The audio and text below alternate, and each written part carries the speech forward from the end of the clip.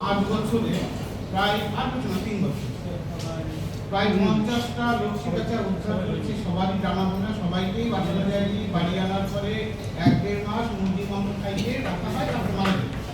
এর কারণ হচ্ছে উনি যেটা বললেন যে হাই মাস্ক আলোর দরকার। এর কারণ হচ্ছে হাই মাস্ক আলো।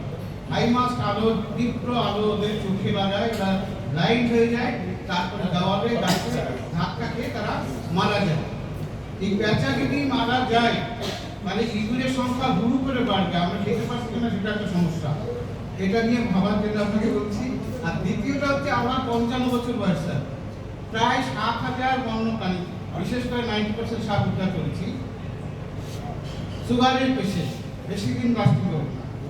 সেই জন্য এরপরে এই সমস্যা বাড়বে। শিউরিতে আর কোনো ফাঁকা জায়গা থাকছে না, যেখানে থাকছে সেখানে মানুষ থাকবে, আর সেটাই সাপেদের জায়গা। সাপেরা যাবে কোথায়? আপনার বাড়িতে ঢুকবে, কে উদ্ধার করবে? আমি থাকবো না।